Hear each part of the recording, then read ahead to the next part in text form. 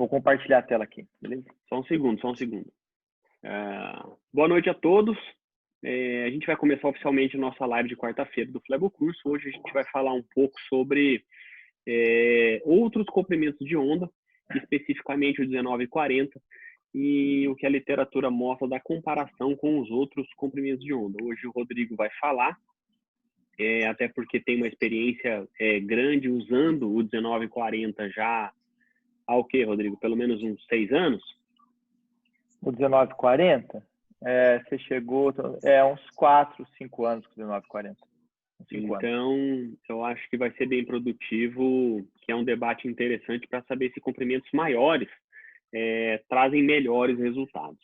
Quero agradecer a presença do Fernando, quero agradecer a presença do Dr. Vitor de novo aqui com a gente. Para a gente é uma satisfação muito grande tê-lo conosco. E, Rodrigo, vou fixar o seu vídeo aqui e vou deixar você compartilhar sua tela, por gentileza. Estou compartilhando já.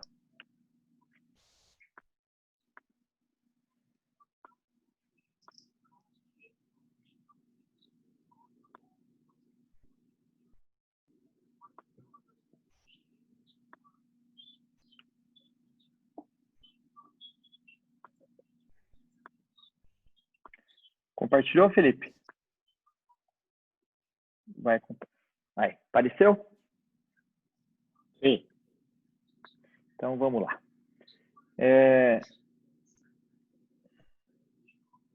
Então, boa noite, pessoal. Prazer sempre estar aqui com vocês nessa live de quarta-feira. E o que nós vamos tratar hoje, então, é sobre o laser 1940, o que mudou. Nós já tivemos um grande avanço com relação ao laser 1470 e agora nós temos já à disposição, em algum tempo, a gente já tem usado o consultório 1940, mas o que realmente mudou do laser 1470 para o laser 1940? Bom, desde a descoberta do laser em 1950, que era uma solução buscando um problema, nos últimos 25 anos já foram realizados mais de 16 milhões de cirurgias utilizando algum tipo de laser. A nossa história com laser, ela se inicia em 99, o Dr. Carlos Bonet, e vem desde 2001 aprovado pelo FDA, e até que a fototermoablação endovenosa emergiu como um padrão no tratamento da insuficiência venosa em vários centros espalhados pelo mundo e como uma alternativa minimamente invasiva no tratamento de varizes tronculares, até que fez parte dos guidelines do American Venous Forum em 2011, com o nível de evidência 1B, e da Sociedade Europeia em 2015. Desde então, houve uma busca contínua pelo aprimoramento da onda ideal, capaz de produzir o maior dano seletivo possível e com maior segurança e menor incidência de efeitos adversos. E aí, diferentes comprimentos de onda, diferentes tipos de fibras já foram testados com estas finalidades. Mas a indicação permanece a mesma. Não muda a indicação do tratamento com o comprimento de onda que você vai usar ou com a fibra que você vai usar. E nós utilizamos o laser para o refluxo de veias tronculares. Nós temos algumas contraindicações que permanecem as mesmas. A contraindicação principal é tromboluminal e algumas contraindicações relativas, como calibre muito pequenos, menor do que 2, ou calibres muito grandes, como maior do que 13 milímetros. A tortuosidade acentuada e o contato íntimo com a pele. O paciente, a gente sempre busca, dado a opções de técnicas que nós temos, o paciente ideal para o laser. Esse primeiro paciente aqui, com varizes muito calibrosas, tronculares, tortuosas, a fibra tem uma dificuldade de navegabilidade, então a gente tenta indicar pacientes que você tem um refluxo da veia safena e que a grande maioria deles tem um escoamento por uma veia de perna, para você poder ter uma punção ali no terço proximal da perna e fazer ablação no segmento dessa safena na coxa e proximal de perna. A gente tem evitado tratar safenas na perna devido à lesão do nervo safeno, e como temos outras opções técnicas, é possível fazer com laser, fazemos em alguns casos com uma lead menor, mas a gente sempre prefere o tratamento daxial na coxa e proximal de perna. O ultrassom, o Doppler, ele permanece inalterável como indispensável.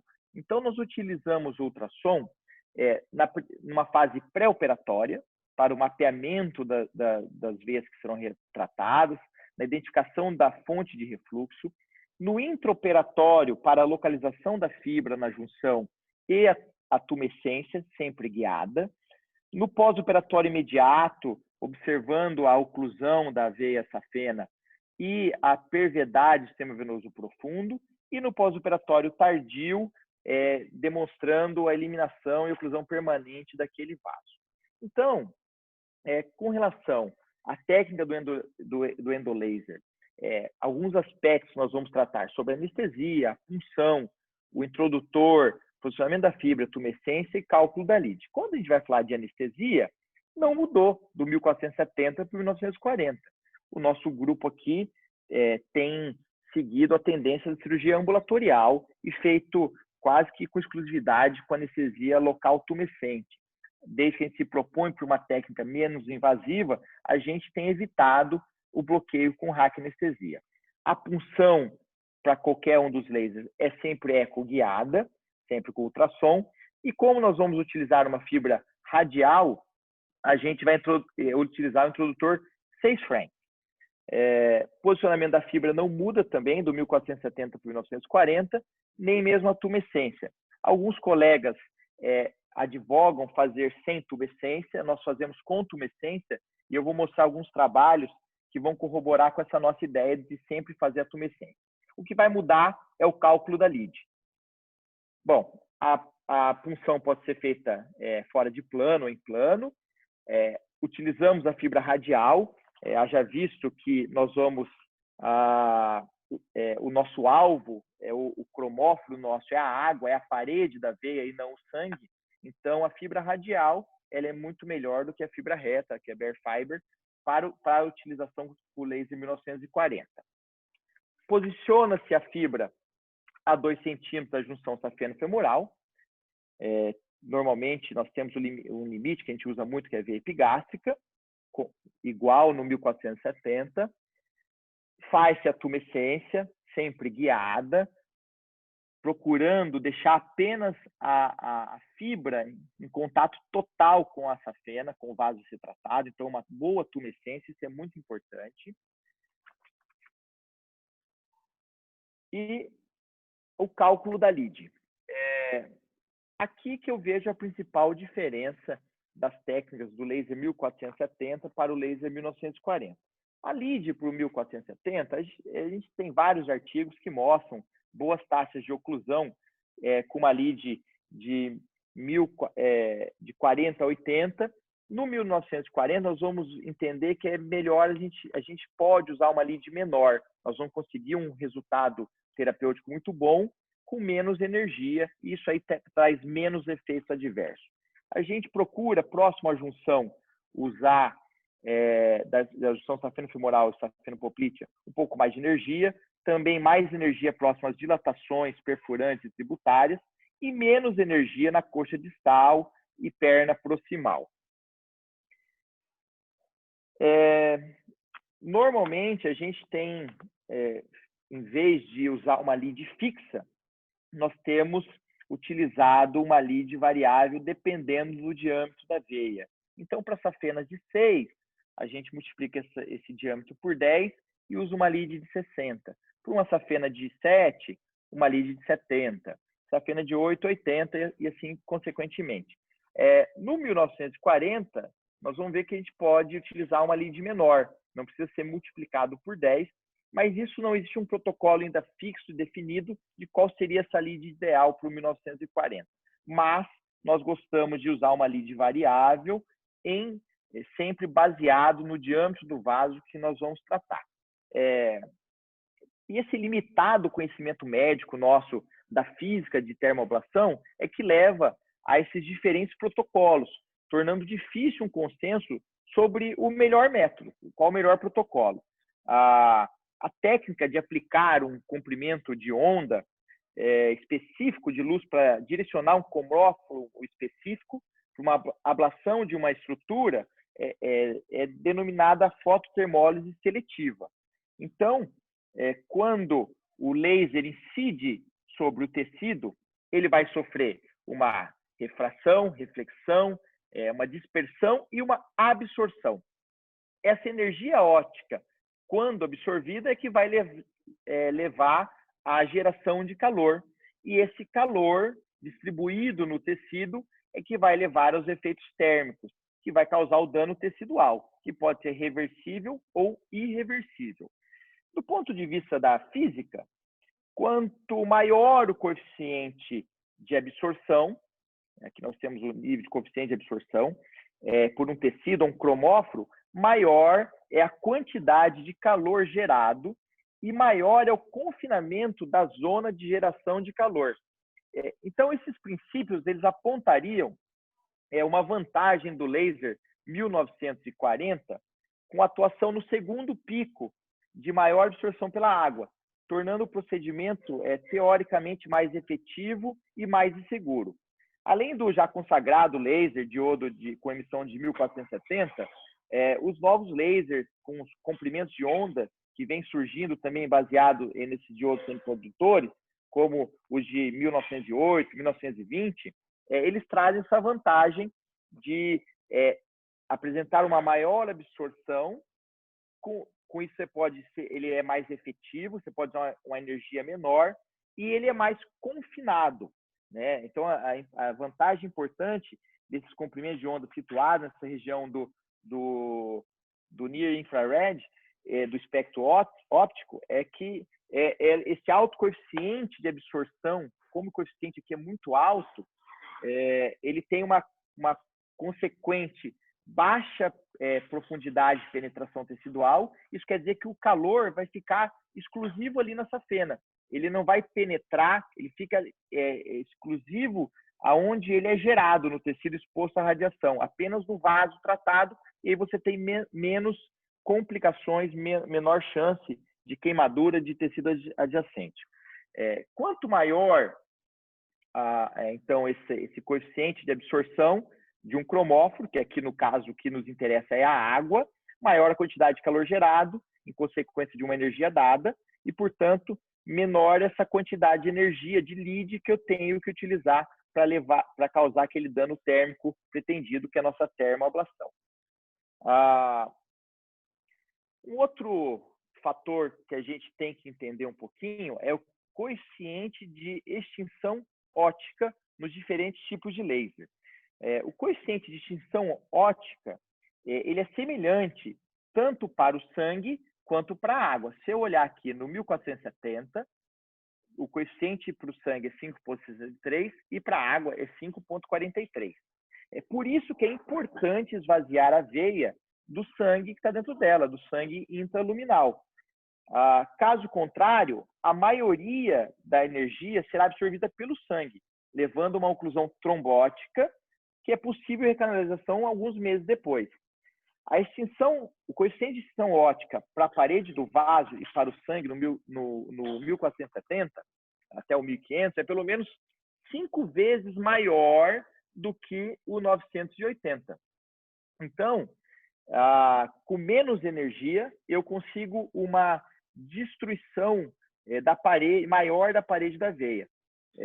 Em termos de volume, para a gente ter uma ideia, a energia depositada por unidade de volume é aumentada por um fator de 43. Então, quando a gente compara o 1470 contra o 980, ele é 43 vezes mais energia depositada por unidade de volume. Então, a gente pode utilizar menos energia. É necessário também a gente compreender que esse conceito de extinção molar, que é a capacidade de uma substância absorver a luz de um dado comprimento de onda, devido a um coeficiente de extinção molar similar para a água e para o sangue, então, aquilo que eu estava explicando, quando a gente utiliza esse laser 1940 e o 1470, se eu não esvaziar bem, a maior parte da energia vai ser absorvida pelo sangue. Então, nós devemos fazer isso aqui, ó, uma boa tumescência. A fibra lá no meio, em volta pela safena e em torno a tumescência. Temos que tomar um cuidado com veias muito calibrosas para não formar esse fold, uma dobra. Então, a safena se dobra sobre ela, e aí eu vou ter um dano térmico adequado nesse segmento, porém esse segmento aqui não vai receber tanta energia e vai ter um dano reversível. Então, com vasos muito calibrosos, temos que tomar cuidado com essa dobra, com esse fold. Então, a infiltração tumescente, ela reduz o sangue, dissipa o calor e previne as lesões perivenosas. Também é importante o Trendelenburg, mas segundo esses autores aqui, a tumescência sobre o diâmetro do vaso é muito mais importante do que a posição Trendelenburg. Por isso que assim, a gente já passou por uma fase de fazer, ficou muito empolgado em fazer com a fibra radial, o laser 1470, 1940, e fazer sem a tumescência. E nós voltamos a fazer com tumescência, porque alguns estudos mostraram justamente isso, que quanto mais você esvaziar o sangue, melhor a absorção do laser pelo tecido e melhor vai ser o seu resultado. Esse artigo do Viarengo, então eu gosto de usar os trabalhos nossos brasileiros, porque a gente tem uma casuística muito grande. Quando a gente compara agora o coeficiente de absorção da água no espectro eletromagnético dos Near Infrared, nós vamos ver o seguinte, que nesses novos comprimentos de onda, com o 1470, nós temos que o coeficiente de absorção da água do 1940, ele é de 4,8 vezes mais absorvido do que o 1470. E o 1940, ele é aproximadamente 266 vezes mais absorvido pela água do que o 980. Então, quando eu estou usando de 980 para o 1470, nós já diminuímos bastante a lead. Do 1470, como o 1940 ele é 4,8 vezes mais absorvido, a gente também tende a diminuir mais essa lead. Um dado que assim a gente não tem como medir quanto de diminuição da lead. Isso aí é muito ainda, não tem essa fórmula matemática. Mas o que acontece? Além dele ser quase 5 vezes mais absorvido pela água, acontece também que a profundidade de penetração ele é cerca de 1/4 só de penetração do que comparado com 1470. Isso significa que quanto maior a absorção de fótons de um laser por um dado alvo, de um dado cromóforo, maior a quantidade de calor gerado localmente e mais confinada é a zona de geração de calor. Então, isso leva a uma resposta do tecido, uma resposta biológica de aquecimento progressiva, que fica confinada na parede da veia, que é onde a gente quer, e ela não tende a passar para os tecidos adjacentes. Para a gente ter uma noção do que a gente quer atingir de calor, quando a gente tem um aquecimento prolongado até 45 graus, nós vamos ter um dano celular subletal. Quando ele é de 50 a 60 graus Celsius, nós temos os danos irreversíveis já, como a desnaturação, a coagulação, e aí já ocorre a necrose com consequente fibrose. De 90 a 100 graus, a água vaporiza, resultando em uma produção de vapor e de secação. E acima de 300, nós vamos ter a carbonização. Nesse mesmo estudo do professor Viarengo, eles pegaram a casuística deles, separaram 152 pacientes que foram tratados com endolaser. Desses, 50 foram tratados com laser 1940 e ele conseguiu um follow-up maior que 1 ano em 41 pacientes. Desses 41 pacientes, 34 foram safenas magnas e 7 foram safenas parvas. A lead média que ele utilizou foi de 45 para ver a safena magna e para 45,9 para a safena parva. Isso para o laser 1940. Dos 41 casos, nenhum caso tratado com lead superior a 30, sendo que a média dele foi de 45,5, e um diâmetro máximo da veia safena de 10. Utilizando o laser 1940, nenhum deles apresentou falha no tratamento durante o período de segmento, e a média foi de 800 dias de segmento. E uma incidência muito baixa de efeitos adversos, sem relevância clínica e autolimitados. Em dois casos, ele teve uma recanalização. E aí nós pudemos observar que a falha da safena magna, o diâmetro era de 8 e de 9, e a falha estava justamente aqui, na lead. Usou uma lead muito baixa, de 19 e de 15. Então, nós vimos que assim, podemos usar uma lead acima de 30, com certeza não teve nenhuma falha terapêutica. Se vai ser 30, 40 ou 50, você vê que ele teve leads, uma variação, desvio padrão de 15 até 60 de lead. Então, isso nós não temos essa resposta ainda. Todos os casos foram feitos com nesse ambulatorial, com pouco incidência de efeitos adversos. Esse outro autor, ele descreveu para a gente a influência dos comprimentos de onda e das fibras sobre o mecanismo de ação da ablação endovenosa por laser. E o que a gente percebe, que eu comentei? Quando eu tenho um aumento da temperatura até 45 graus, eu vou ter um dano reversível, que são as mudanças de baixa temperatura. Vou ter só edema do músculo liso e das fibras, isso aqui é reversível. As lesões de temperatura média, então de 50 a 60 graus Celsius, esse é o nosso objetivo, o nosso alvo. Eu vou ter a microscopia, a fusão ou a vacuolização das fibras elásticas. Isso aqui é um dano permanente, vai levar à fibrose. Nas altas temperaturas, 90 a 100, já começa a ter carbonização, e acima de 200, 300 graus, que são as mudanças de altíssima temperatura, nós vamos ter toda essa destruição, e aí você tem uma destruição além da parede do vaso, que vai causar danos aos tecidos adjacentes. Os pacientes tratados, a gente tem que lembrar que, então, que os dispositivos que são direcionados, 1470, 1940, direcionados à água, eles são mais eficientes em termos de absorção de energia do que os que são direcionados para hemoglobina, como os 980. E, assim, os pacientes tratados com comprimento de onda maior demonstram, a nossa experiência no pós-operatório, um conforto muito melhor, uma maior satisfação, menos dor pós-operatória, menor analgesia e menos equimose. Outra situação de entrega da luz da parede foi a fibra radial. Então, esse estudo aqui, nesse mesmo estudo, além dele medir os danos térmicos, ele mediu também com relação à fibra.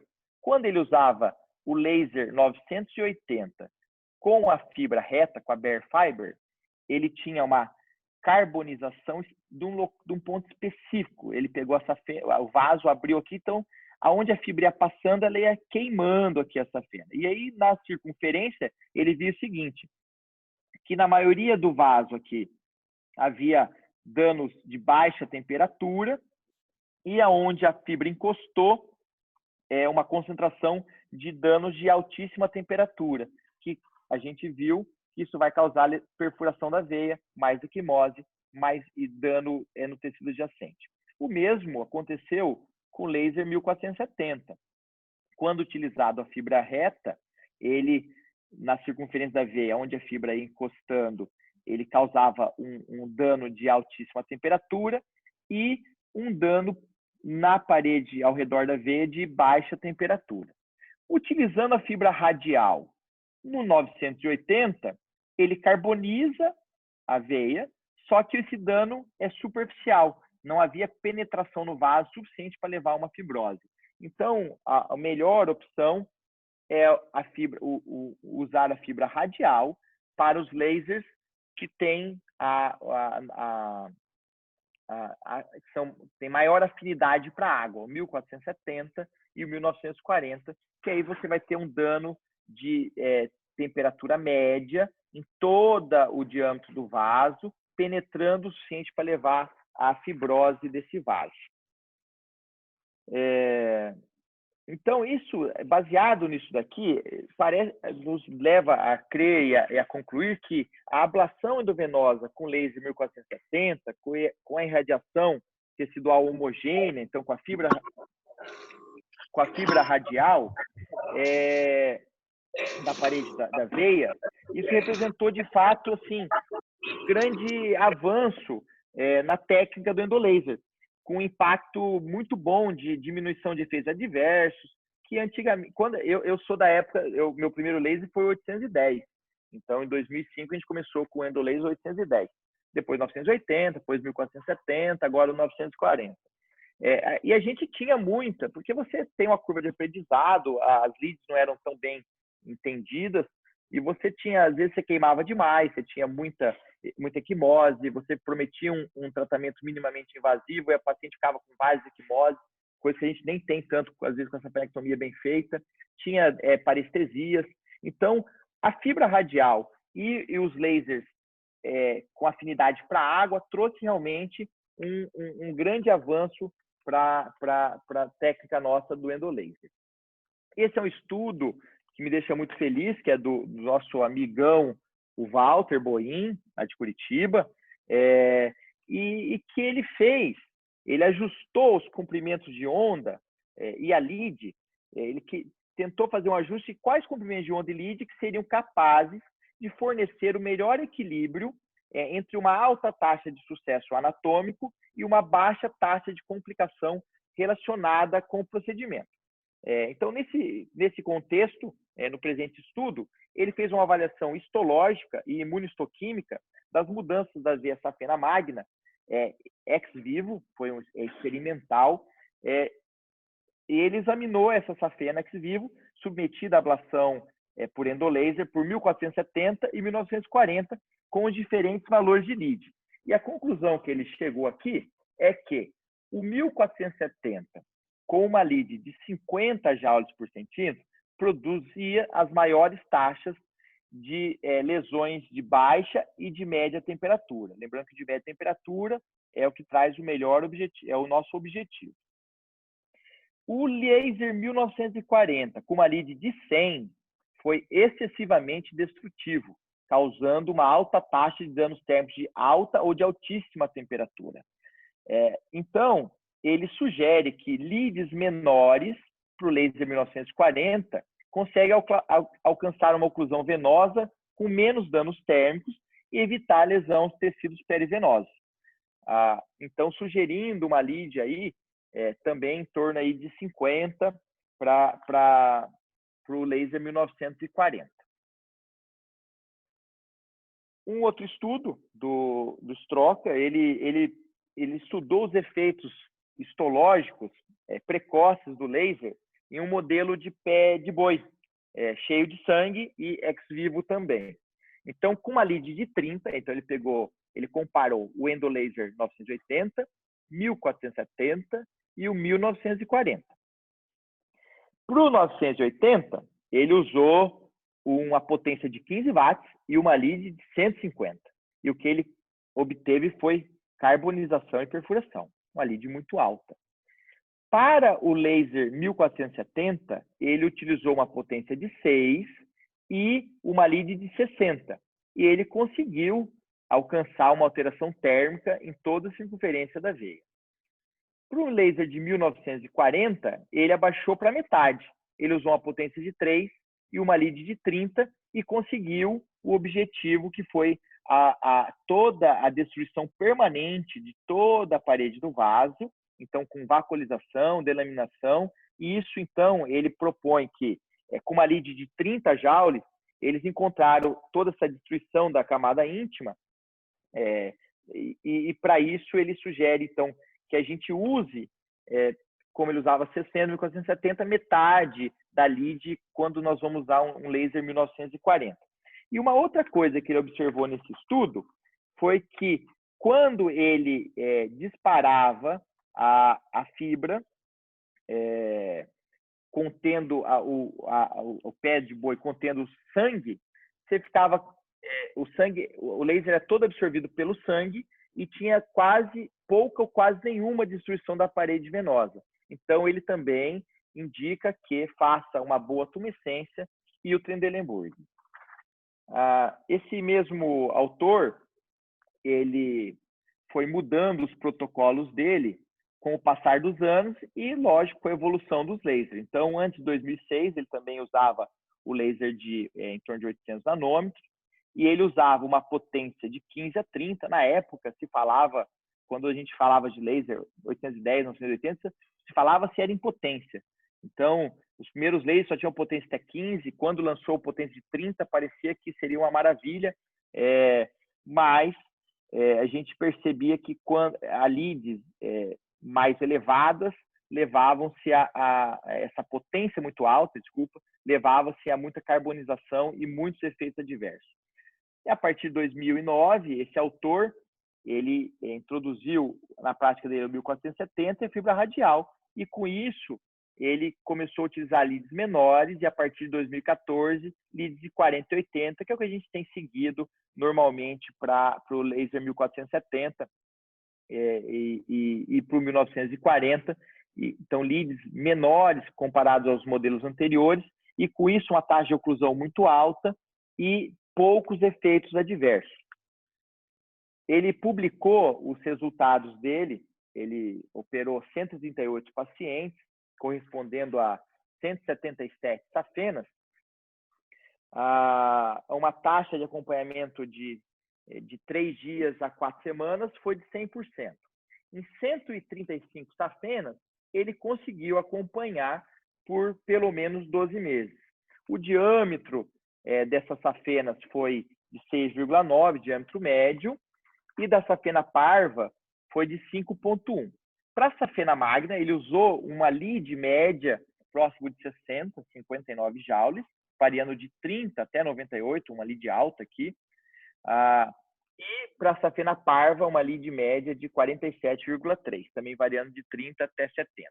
E a taxa de oclusão foi de 98,3% em 4 semanas, e essa taxa de oclusão se manteve em 12 meses. Então, para o laser 1940, nós temos que uma lead em torno aqui, para esse autor, de quase 60, mais de 30 até 98, ele conseguiu boas taxas de oclusão. As taxas de complicações são menores ou comparáveis aos outros procedimentos de endolaser, com baixa dor pós-operatória, pequeno período de convalescência, que a gente já observa no 1470. Este é o controle ultrassonográfico que a gente tem no pós-operatório imediato com o laser 1940. Então, no corte transversal, a gente vai ter essa imagem aqui do Dunnettzinho, que tem um edema da parede da veia, com oclusão no interior dela, e no longitudinal, essa imagem do Cook também, vê-se uma linha branca aqui no meio, da íntima, desnaturada, e o edema da parede no entorno. Nós fazemos rotineiramente o controle com 7 dias para evitar um errite ou pesquisar um errite. O autor, ele descreve que nesses 177 pacientes que ele examinou, ele teve uma incidência de errite em 4 pacientes, então 2,3%. Não houve nenhuma queimadura maior ou flebite, nenhum paciente relatou dor intensa, e a intensidade da dor pós-operatória, né, na escala visual analógica foi de 1,3, e o período médio de recuperação foi de 2 dias. Tá? Então, mostrando realmente que o laser 1940 traz resultados tão bons quanto o 1470. Essa aqui é a nossa casa, aqui em Londrina, o Hospital Vascular de Londrina, está sempre aberto a vocês. e esperamos ter a oportunidade de poder recebê-los aqui em breve, tá bom? Vamos abrir para discussão, Felipe, você vai coordenando as perguntas aí. Perfeito.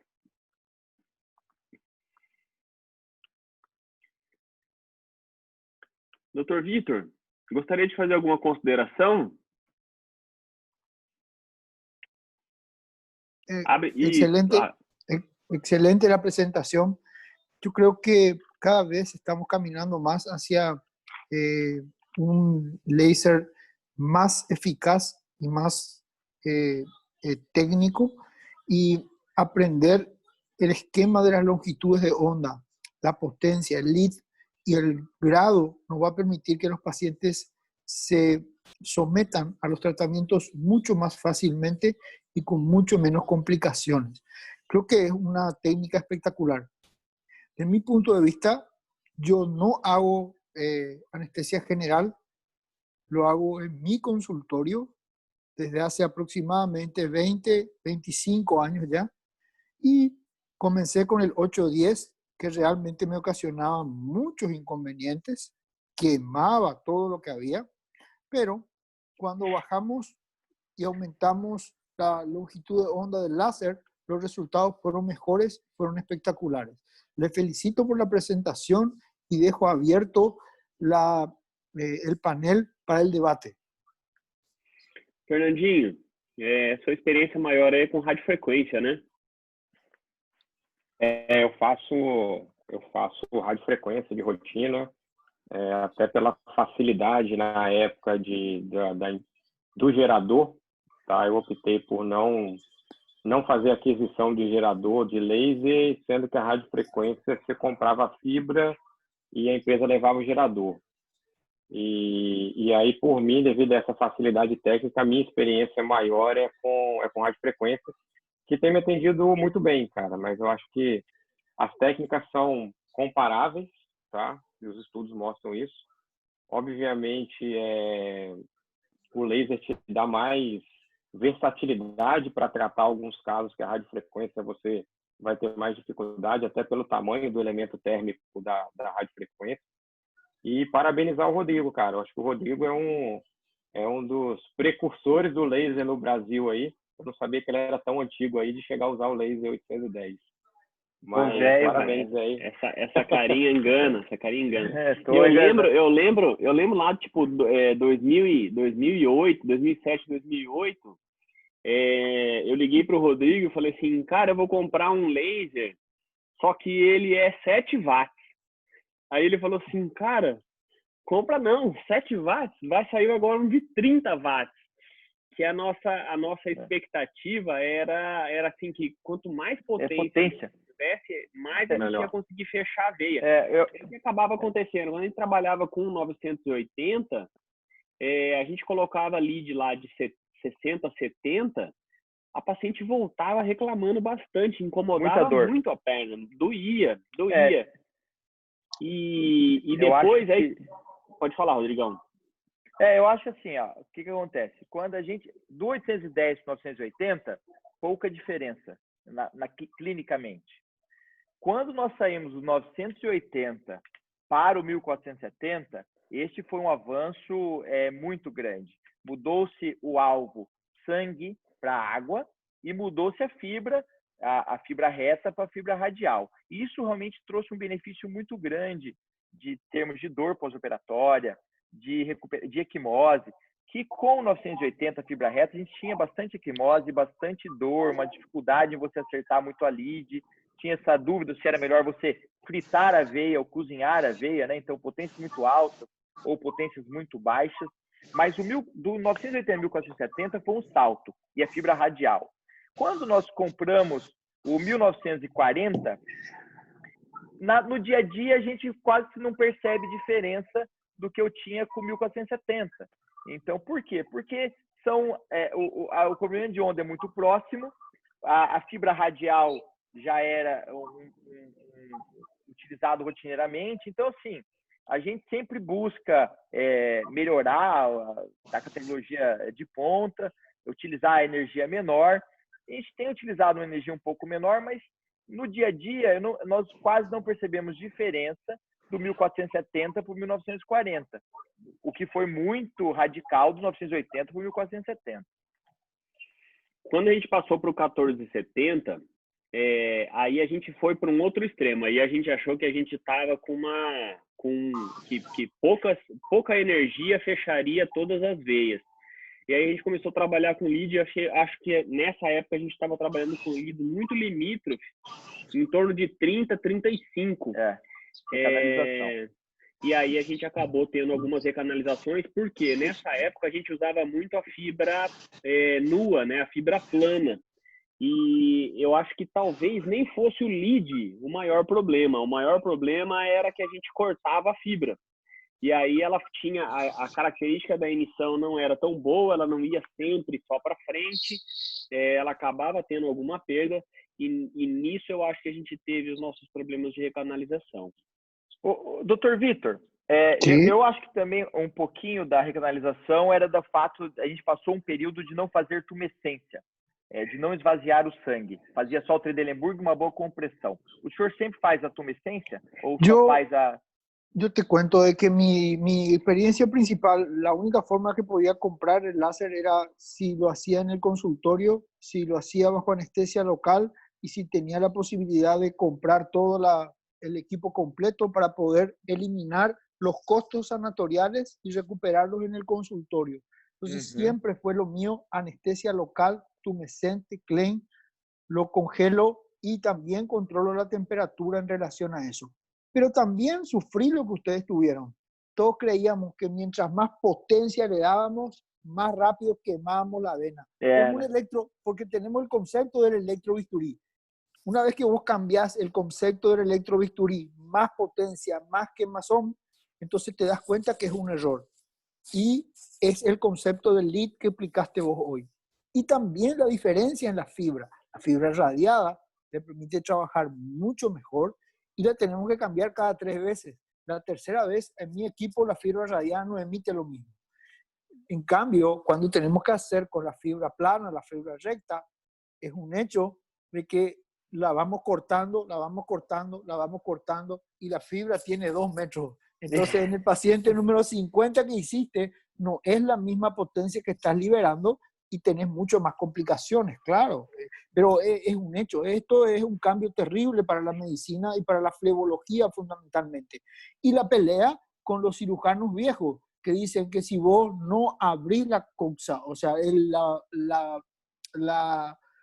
si vos no abrís arriba la safena y no la ligás, el láser no es efectivo. Y eso lo sufrimos nosotros en un comienzo. Ustedes ya no sufrieron esa etapa en la cual comenzamos nosotros desde el 2005 en el Congreso Mundial de Río de Janeiro con Angelo Scuderi, que comenzamos a pelearnos para poder introducir esta técnica.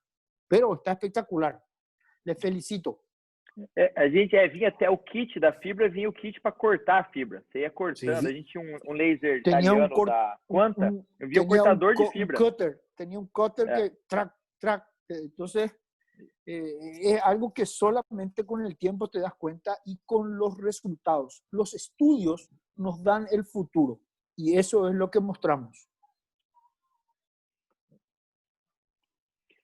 Rodrigo, você viu alguma coisa? Oi. Eu tô respondendo aqui um pouco no chat aqui, tentando puxar um pouquinho do debate aqui. Então, as primeiras perguntas foram a respeito do custo, né? O custo da fibra é praticamente o mesmo. O que a gente tem aqui, na verdade, aí para quem faz laser, isso aí é uma realidade de quase todo mundo. O que a gente está tendo dificuldade é de encontrar a fibra subiu o preço, né? Eu tenho uma dificuldade também, né, que nós temos, que o nosso laser, ele é de uma marca específica, é o DMC. E o DMC, ele só aceita a fibra dele mesmo. Ele tem Tiene un chip al final. Um extensor. Quando e ele tem que ser essa fibra dele. E ele tem uma sacanagem, que é o seguinte: quando a gente tentava resterilizar a fibra e usar de novo, ele travava. Então, por exemplo, a gente às vezes ia operar 7 horas no hospital, chegava lá, o laser travava, você tinha que esperar abrir a DMC para ligar para o cara, para destravar seu laser. Então, assim, isso foi até que eu mandei o laser para falar: olha, você destrava esse meu laser, deixa ele destravado, senão eu não vou mais usar. Mas esse é o problema de você ficar na mão de um único fornecedor. Então, o preço da fibra hoje está mais alto do que o nosso catéter de radiofrequência, né? Então, a gente deu uma segurada no laser e acabou indo um pouco mais para a radiofrequência agora, mas por preço, né, da fibra. Eu Bueno, tive hoje muchachos, com uma... antes del último comentario me tengo que retirar porque tengo una conferencia a continuación. Les felicito, sigan adelante y nos vemos en el próximo webinar. Suerte. Sempre um prazer. Combinado, Obrigado. Um abraço. Vitor. Tchau, Um tchau. abraço. Eu tive hoje, Rodrigo, uma representante que me visitou no consultório de manhã, oferecendo a fibra de laser de forma que ela levava o gerador. E antigamente a gente não tinha essa disponibilidade, Não. né? Agora, ela foi, eu não sei qual o valor aí da... Vocês têm conseguido fibra de laser? Aqui no Paraná tem ficado inviável, porque eles querem cobrar, acho que é 2.500 do laser com o gerador, ou próximo disso para mais. Fibra, e aqui, se você for comprar o catéter de radiofrequência, a gente compra em volume, a gente compra bem, mas quem compra pouco paga 1.200 no catéter de radiofrequência. Então, é mais barato e o gerador vem gratuito, né? Então... ela me ofereceu a fibra com o gerador por 1.350 do laser. Tá de bom preço. O que eu vejo, só assim, ó, é que ele, igual a gente fala nos cursos, né? A radiofrequência já vem muito bem standardizada como é que você vai usar. O laser, você tem todos esses cálculos de lead, que tem alguns macetes que você consegue usar, mas tem uma curva de aprendizado, né? Então, sim. É o que eu falei, eu faço radiofrequência já há bastante tempo e me atende super bem, cara. Não vejo grande motivo para fazer laser na grande maioria dos casos. A Beth está perguntando aqui se bomba de infiltração. Nós temos uma bomba de infiltração que o nosso hospital ele era um hospital de plástica antes e aí ficou dos plásticos para a gente. Nós nunca ligamos. Eu até tentei ligar ela, mas a gente nunca ligou. Comprei uma agulha, comprei o plásticozinho para fazer ela infiltrar. Mas o que acontece? Como a gente vai ali, a gente acabou... você vai com ultrassom no intraoperatório, a gente acaba usando um volume muito menor de anestesia tumescente. Então, nós vamos com a seringa mesmo. Mas a gente tem a bomba lá, a gente acabou que nunca usou, né, Felipe? Doutor Bruno, boa noite. Que bom ter o senhor aqui com a gente. Tranquilo, estou aí aprendendo sempre. Qual que é o laser que você usa? O primeiro que eu tive foi o 980. Eu usei ainda daquelas da fibra de cortar, e depois começou essa história de não poder mais, ter que usar fibra nova, né? Uhum. E eu queria até comentar que o Daniel, ele tem um trabalho com o 1940 aqui, sabe?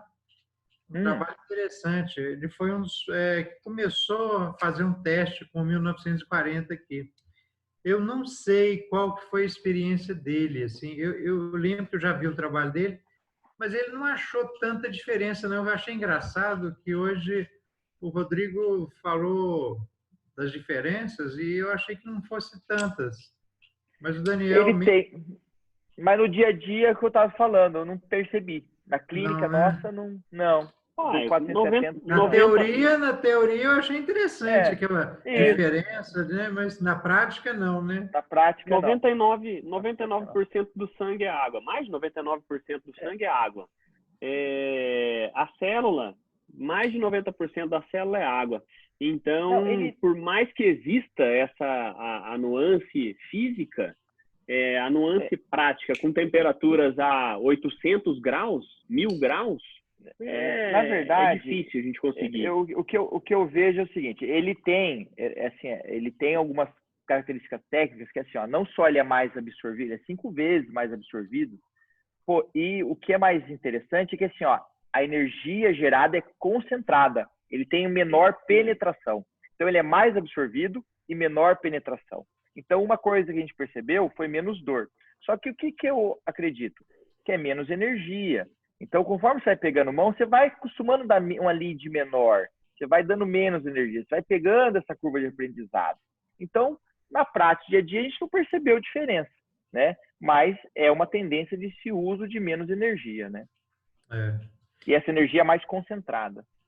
Eu só acho que se o pessoal do laser não facilitar as coisas, igual vocês falaram aí, Difícil. levar para o hospital, cobrar um preço justo, chega a cola aí e acaba com o laser, né? Vai. Porque Esse é o problema, acaba... né? Sabe o que acontece? Acaba igual nós tivemos com a endovascular. Todo o dinheiro fica para a indústria. E o cirurgião que está fazendo fica com o honorário pequeno dele, né? Então... Pois eles têm que dar um jeito tem que ficar bom para todo mundo, né? Não pode ser, você tem o trabalho, você faz um trabalho com mais cuidado, que é muito benéfico para o paciente acha uma beleza, o cara da fibra acha uma beleza, se ganha mais ou menos a mesma coisa. Pô, isso aí. Eu acho que a gente tem que começar a dar uma forçada. Falar, olha, se vocês não melhorarem essa negociação, nós vamos começar a comprar cola aí e colar todo mundo. Porque vocês vão perder o momento, né? Hoje eu estava escutando, eu gosto muito de escutar livro, eu tenho audiobook, né? Eu escuto uns 4 por dia. E o cara falando isso, por exemplo, sapato é um negócio muito legal. Até um dia que alguém encontrar uma coisa diferente de sapato. Aí toda a indústria muda tudo. Então, já encontraram a cola, que se você for pensar, é bem mais simples de usar. Ainda é caro, mas a simplicidade da cola é fenomenal, né? É uma coisa que veio para ficar. E tem uma coisa pior ainda que eu estava vendo lá no Tecnovasc esses dias, lá do Eliud, o Marco Whitley mostrando ele fechando uma safena com Ultrassom. Pois é, aí é caro, eu sei, mas se for viável um hospital comprar e falar, você aluga minha máquina lá por R$300 a hora, todo mundo vai usar. Né? Ou um chinês copiar. Qual a dúvida que eles vão fazer aquele aparelhão lá ficar do tamanho do nosso telefone? Pois é. Então, assim, essa é questão de tempo. Se o pessoal do laser não enxergar que a tecnologia deles é uma coisa que eles têm que tentar aumentar o volume de utilização e não querer ganhar em cada um, eles vão se dar mal. Eu percebo isso aqui também. Eu acho que eu posso estar falando bobagem, mas eu acho que o estudo do Dr. Marcondes, que ele fez lá, técnicas utilizadas pelos cirurgiões vasculares brasileiros, a gente tem ainda uma parcela muito pequena de cirurgiões vasculares que usam termoablação de rotina. É um número bem pequeno mesmo. E você imagina, já é uma técnica que está com 20 anos. A gente falar de endolaser já não é uma coisa assim tão...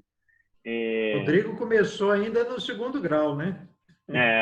O Rodrigo é que ele fica com essa carinha aí, mas ele... 2º grau, não é possível.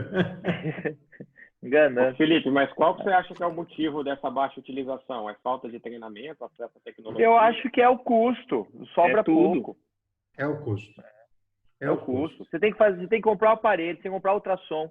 Então você pega assim, para fazer laser tem que ter treinamento de ultrassom. Tem que comprar o aparelho de laser. Mas agora não precisa mais comprar o aparelho, Rodrigo. Aqui pela MBH, você aluga. Hoje em dia, agora ainda é o custo. É o custo. E eu acho que para pós-pandemia agora, eu acho que a gente vai ter a gente ainda não sabe como é que vai ser, né? Mas vamos lá, estão lançando o Flebogrife no Brasil, né? Que é a espuma com lesão endotelial. Lesão endotelial no catéter. Eles querem cobrar o catéter de Flebogrife a 2,5. Então, a não ser que a gente faça... Há 2 semanas atrás. Então, a não ser que a gente faça igual o Dr. Vitor fez. Então, assim, olha, eu vou sair do hospital e vou fazer no consultório. Porque daí eu tiro esse custo. Só que eu não sei como é que é no Paraguai, mas aqui... o custo do hospital ele é subsidiado pelo plano de saúde. E o plano de saúde não quer te pagar no seu consultório, né? Então... E o custo do device, do Flebogrife, por exemplo, é R$2.500 no hospital ou no seu consultório. Ele é alto, quer dizer, isso já cobra R$2.500 para empatar. E o seu valor? Não o seu procedimento. No momento agora que quase todos, são mais de, acho que vi, quantidade enorme de gente perdendo plano de saúde, Ixi. fora a quebradeira. Quer dizer, se o pessoal não entender que eles têm que ser parceiros da gente, inviabiliza a técnica. Não pega, não vai para frente. A cola é capaz de ter uma. Por enquanto, ela está um monopólio, a Medtronic está segurando. Mas tem a turca, tem a cola turca. Não, assim, nós participamos num projeto que ele queria desenvolver um catéter de cola aqui no Brasil. A cola, o cianacrilato, ele é baratíssimo. O que eles fazem? Você tem composições. Então, a Medtronic pegou uma composição de cianacrilato mais X de diluente. Vamos por lá, 10%. A turca é a mesma cola, só que é 15%. Então, é só esses nuances de diluidores que muda, mas a cola é a mesma. E aí é baratíssimo, o cianacrilato é muito barato. Então, a tendência é que, assim, haja uma diminuição dos valores desses catéteres e a gente vá para a cola mesmo, né?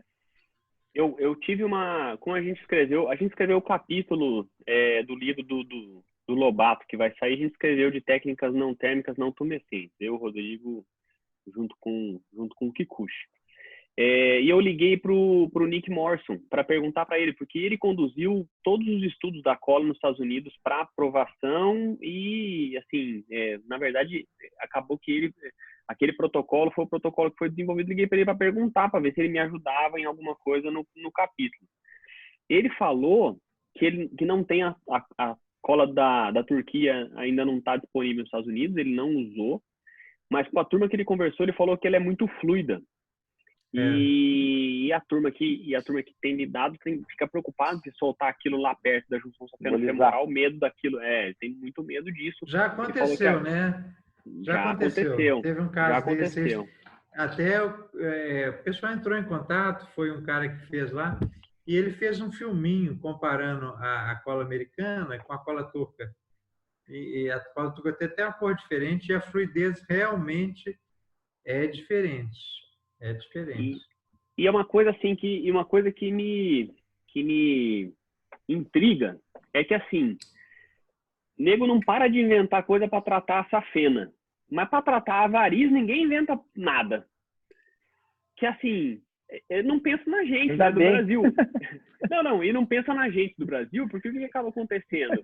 Em boa parte do mundo, a turma trata a safena, nem vascular vai lá e queima ou cola a safena, seja radiologista intervencionista, seja dermatologista, assim, não aqui fazendo juízo de valor nenhum. Mas a gente dá um valor tão grande para a flebectomia que no nosso passo, na nossa cabeça, e eu imagino que aqui todo mundo pensa isso, nenhum paciente consegue visualizar essa cena lá dentro da perna dela fechada, com aquele monte de varizes ficando na perna dela. Para ela, você não fez nenhum tratamento. Então, nós temos esse compromisso com o tratamento das varizes. Então, tem um brasileiro radicado na Itália que havia comentado nos grupos do Walter, nos grupos do Fórum Vascular, que ele estava diluindo a cola e fazendo como se fosse uma espuma. Ele estava fazendo ela diluída, ele estava fazendo nas varizes com resultados muito bons. Esse é um perigo. Isso que o Rodrigo falou, assim, graças a Deus que ninguém inventa, porque aí realmente, depois que a técnica ficar padronizada, porque a pessoa vai conseguir injetar essa cola dentro das varizes e as varizes estão saltadas, né? Então, essa é uma... Deve dar muita flebite, Felipe. Ele não contou, mas deve dar flebite pra caramba, meu. Imagina. Olha, eu não sei... Eu, por exemplo, eu não faço isso nas cirurgias, mas, por exemplo, machucados. Um dia desse, minha filha machucou a mão, foi no cirurgião plástico, ele passou cola, free bond, falou, deixa quieto. A cicatrização ficou maravilhosa, eu não acreditei. Aí, um dia desse, eu machuquei também, peguei a free bond, passei. Acabou. Ela é asséptica. Então, assim, para incisões de cirurgia plástica, daqui uns dias vai ser tudo cola. E essa é free bond mesmo. Essa aí que a gente compra em qualquer lugar. Eu fiquei impressionado de ver. Depois teve um amigo meu também que machucou. Você acha que tem que dar ponto? Tem que dar ponto. Não vou no pronto-socorro com Covid, não. Vem cá. Segurei, passei Cola. Fribond e me mostrou depois de 2 dias. Olha aqui, se colou meu dedo. Então, assim, não dá muita reação, pelo menos de pele. O que eu já vi da cola é que formou uma reação alérgica. Não foi flebite, não, foi uma alergia. Então, endureceu a cola dentro da veia e ficou um cordão fibroso terrível. E aquilo começou a dar uma reação inflamatória, e aí o cara teve que ficar tirando os pedaços de veia colada. Coisa horrorosa. Destruiu a perna da pessoa. A gente tem uma história aqui em Londrina, que tem um cirurgião cardíaco aqui muito famoso. E ele estava operando um paciente que estava com uma lesão, era uma lesão isquêmica, que ele dava ponto naquela área, tentava fazer a sutura do ventrículo naquela área em que houve a necrose, e aquilo ia esfacelando, ele não conseguia fechar o coração do cara. E ele colou com super bonder o coração, cara. Dr. Francisco Gregory. Ficou bem famoso por causa disso e tal. E realmente funcionou. Eu lembro, você falando disso, eu lembro que eu tava numa apresentação do Dr. Zé Almeida, quando ele apresentou o piloto da cola na República Dominicana. Ele fez em 21 pessoas. Dessas 21, testou lá no país. Ele tem uma clínica lá, né? Ele fez 21 pacientes lá. 16 pacientes tiveram que internar por bactéria, a pessoa estava com semelhante a bacteremia, assim, decorrente da reação de corpo estranho a ficar internado, teve que ficar internado, fazendo o tratamento dessa reação, meio que uma reação exacerbada à cola, foi bem, até eles acertarem aí a composição, foi meio protocolo de Auschwitz lá na República Dominicana. Por fim, já que nós estamos fugindo do tema, eu só vou lembrar a Shiva, né? Agora a técnica Shiva está ressurgindo com o Felipe Fancini, lá do Rio Grande do Sul.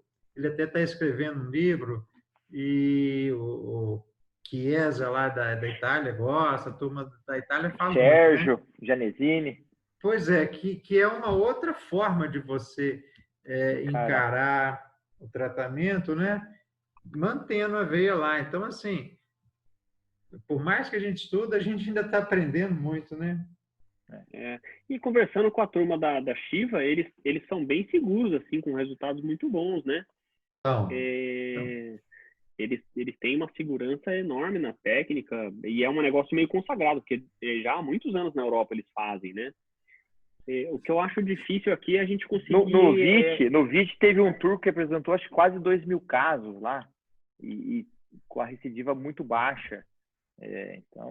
É muito hemodinâmica, né, a técnica. E o Pitaluga? O Pitaluga tira todas as tributárias, deixa a safena e o cara é o cara da região de Cannes. Vai gente do sul da França todo operar com ele. Deve estar dando certo, né? Não tenha dúvida, não tenha dúvida. Acho que naquela região tudo dá certo. Por isso, e essas técnicas todas a gente consegue fazer isso em consultório, assim, consultório que eu digo, não tão chique igual a sua clínica, né? Mas num lugar menor, com bastante tranquilidade. Então, ele fala, né? Ele fala assim, olha, o que incomoda a pessoa não é a safena, o que incomoda a pessoa são as varizes. E aí, a hora que você tira o reservatório, teoricamente, você não tem mais volume de sangue para jogar lá para dentro da safena, e a hora que você faz a cura hemodinâmica é exatamente essa, né? É o reservatório venoso removido. Só que, na nossa realidade, você ficar... Porque demora uma cirurgia dessa, hein? Para você fazer uma cirurgia dessa bem feita, guiada por ultrassom, para esqueletizar ela todas as tributárias, é uma cirurgia muito demorada. Então, na nossa realidade aqui, de como... Porque, assim, se eu gerar uma cirurgia dessa... Você cobra a fibra do laser e o aluguel do laser para você, ué. Então, uma cirurgia dessa em Monte Carlo, no consultório dele em Monte Carlo, deve pagar a semana, né? Ele pode ficar lá umas 3 horas numa boa, a tarde toda lá operando, e ir para casa tomar um Veuclicô lá, Vinho uma nacional, cristalzinha. vinho nacional. Vinho Ele nacional. pode.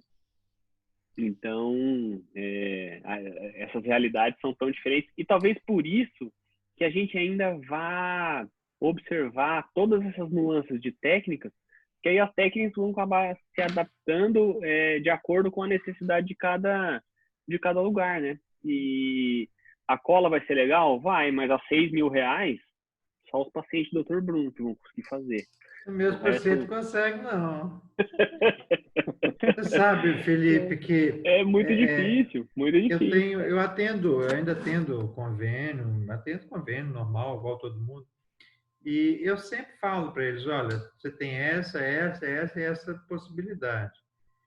E a minha decisão é muito compartilhada. Eu falo, o que é isso, as vantagens de laser, as vantagens de espuma, cirurgia convencional. E o que eu percebo é que se você não der muita vantagem para a pessoa, ela acaba fazendo a opção mais econômica, né? Que é a realidade, né? Que é a realidade. Eu acho que, pelo menos aqui em BH, a realidade nossa não é tão diferente de lugar nenhum, não. O pessoal está sofrido. O Brasil assim. Todo está igual. Mas, enfim, também não podemos baixar a cabeça. Ô, Bruno, né? eu contei para o Felipe uma história dessa questão. Eu sou muito dessa mesma filosofia aí do senhor. Eu acho que a gente tem o conhecimento técnico, mas tem que compartilhar a decisão com o paciente. O médico não é o dono da verdade. Isso. Hoje, cada dia mais, os pacientes já chegam no consultório com muita informação, porque a informação está na internet para todo mundo. Então, o paciente muitas vezes já chega lá sabendo as opções para tratamento da facena. E aí eu exponho, podemos tratar com cirurgia convencional, termoablação, existe a possibilidade da espuma, e as vantagens e desvantagens de cada método para fazer uma decisão compartilhada com o paciente. E eu recebi um paciente algum tempo atrás, que ele foi, outro colega, e sugeriu que fizesse a termoablação com laser da seguinte forma: R$5.000, você fica 5 anos sem varizes. R$10.000 são 10 anos sem varizes. É demais, é onde que a gente é demais. Quantos anos você quer ficar sem varizes? 7 anos. 7.000 dá 7 anos. Nessa proporção é por aí. Putz, depois dessa, não é eu mole, vou liberar. Né? Depois dessa, eu vou liberar todo mundo para jantar. Meu Deus. Vamos embora.